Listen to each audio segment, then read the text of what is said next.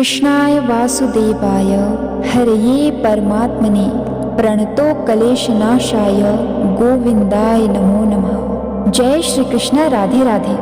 तो बंधुओं, आज हम इस वीडियो में श्रीमद् भगवत गीता का 14वां अध्याय गुणत्रय विभाग योग श्रवण करेंगे।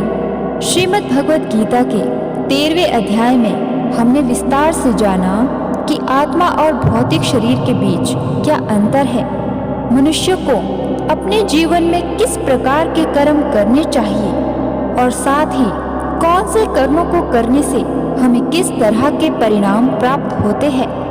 श्रीमद् भगवत गीता के 14वें अध्याय में हम जानेंगे कि किस तरह से हमारा स्वभाव और यह संसार 3 गुणों में बंटा हुआ है। इस अध्याय में भगवान कृष्ण बताते हैं कि जीवात्मा कैसे आकर के जड़ प्रकृति में बंध जाती है, क्योंकि 3 गुण उसे बांध देते हैं, सत्वगुण, रजोगुण और तमोगुण। जो साइंटिस्ट ने अब बताया कि प्रोटॉन, इलेक्ट्रॉन और न्यूट्रॉन होते हैं, भगवान ने हजारों वर्ष पूर्व बता दिया कि 3 गुण हैं जिनसे जीवात्मा यहाँ बंधी हुई है। लेकिन उससे पहले वे बताते हैं कि मनुष्य पूर्ण जन्म को क्यों प्राप्त होते हैं, अलग अलग योनियों में क्यों जाते हैं, कैसे जाते हैं, उसे स्पष्ट करते हैं।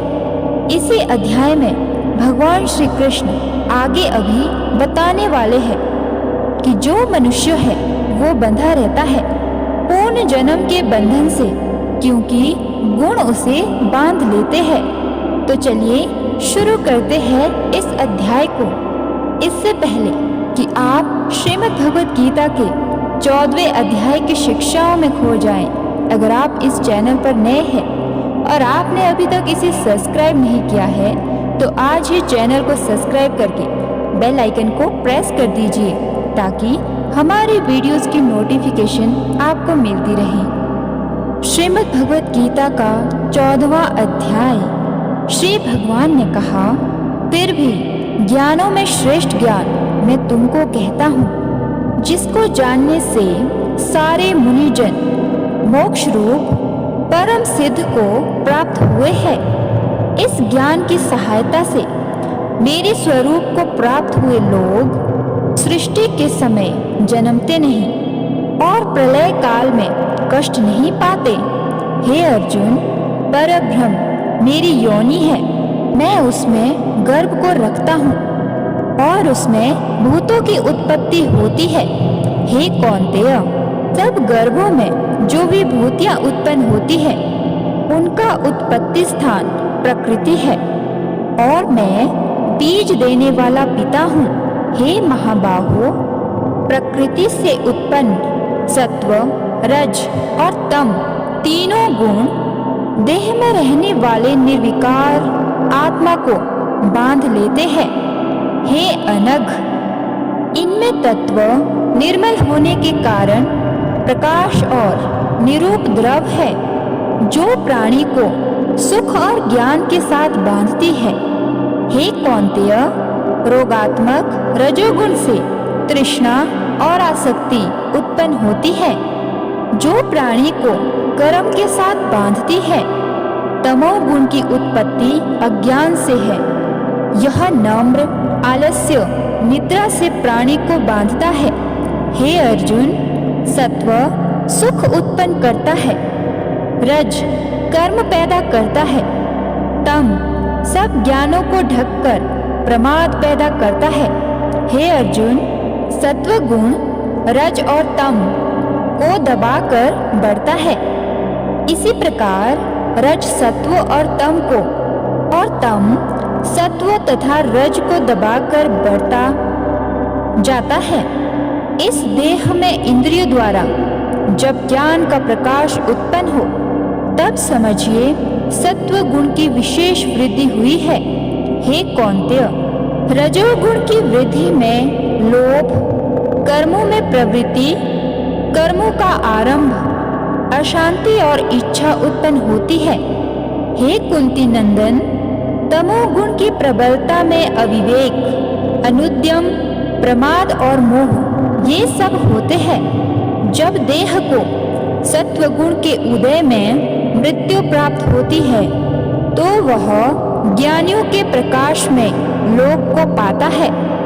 रजोगुण के उदय से मरकर कर्मों में आसक्त मनुष्य जन्म लेता है और तमोगुण के उदय में मरा हुआ मूढ़ योनि में जन्म पाता है। सात्विक पुण्य कर्म का फल भी सात्विक कलंक रहित होता है। राजस कर्म का फल दुख और तामस कर्म का फल अज्ञान है। सत्व से ज्ञान उत्पन्न होता है, रज से लोभ तथा तम से प्रमाद, मोह और अज्ञान की उत्पत्ति होती है। सात्विक पुरुष को उत्तम, राजस को मध्यम और अधम तामसी लोगों को नीच गति प्राप्त होती है। जो दृष्टि गुणों से अलग अर्थात निर्गुण साक्षी मात्र आत्मा को जान लेता है वह मेरे रूप को प्राप्त होता है। जो देह शरीर में उत्पन्न होने वाले सत्व, रज, तम इन तीनों गुणों को जीत लेता है वह जन्म, मृत्यु, बुढ़ापा और रोग से छूटकर मुक्ति पाता है। अर्जुन ने पूछा, हे प्रज्ञ, कैसे मालूम हो कि अमुक मनुष्य ने तीनों गुणों को पार किया है? उसका क्या बर्ताव है? किन उपायों से वह तीनों गुणों को त्यागता है? हे पांडव, प्रकाश प्रवृत्ति और मोह होने से जो दुखी न हो और निवृत्ति होने से उनकी इच्छा न करे, दासीन मनुष्यों के समान जिसको सब दुख समान है और गुणों के कर्म होते ही रहते हैं, यह जानकर जो निश्चिंत रहता है और कभी विचलित नहीं होता, जिसको सुख और दुख, मिट्टी, पत्थर और स्वर्ण, प्रिय और अप्रिय, निंदा और स्तुति समान है, जो धीर है, जिसने सभी बखेड़े छोड़ दिए हैं, उसे गुणातीत कहते हैं। जो अनन्य भक्ति से मुझे पूजता है वह तीनों गुणों को जीतकर ब्रह्म भाव को पाता है, क्योंकि ब्रह्म का और विकार रहित मोक्ष का, सनातन धर्म का और अखंड सुख का भंडार मैं ही हूँ। तो बंधुओं, ये था श्रीमद् भगवद गीता का 14वां अध्याय। और अब श्रीमद् भगवद गीता के 14वें अध्याय का महात्म्य श्रवण करते हैं। श्री नारायण जी बोले, हे लक्ष्मी, संकल द्वीप का राजा एक दिन शिकार खेलने को चला और भी राजा शिकार खेलने साथ में चले। संकल द्वीप के राजा ने दूसरे राजाओं के साथ शर्त बांधी कि जिसका कुत्ता शिकार मारे सो लेवे। सब राजाओं ने अपने अपने कुत्ते छोड़े। तब एक सुस्या निकला, उसके पीछे कुत्ते दौड़े। सुस्या दूर निकल गया और कुत्ते पीछे रहे। संकल द्वीप राजा के कुत्ते ने सुस्या को पकड़ा। लोगों ने शोर किया तो कुत्ता दुचिता हो गया और सुस्या फिर भागा। कुत्ते के दांत सुस्या को लगे थे। रुधिर टपकता जाए, सुस्या भागा जाए और कुत्ते पीछे रह गए। भागते भागते वन में एक कच्चा तालाब पानी से भरा था। वहाँ साधु रहता था। उस तालाब में सुस्या जा गिरा और पीछे से वह कुत्ता भी जा गिरा। इतने में राजा भी घोड़ा दौड़ाकर वहाँ पहुँचा तो देखा कि दोनों तालाब में मरे पड़े हैं और देव देही पाकर वैकुंठ को चले हैं। राजा को देखकर उन्होंने कहा, हे राजन, तू धन्य है, तेरे प्रताप से हमने देव देही पाई है। राजा ने पूछा, वह कैसे? तब उन दोनों ने कहा, हम नहीं जानते, इस जल के छूने से हमें देव देही मिली है।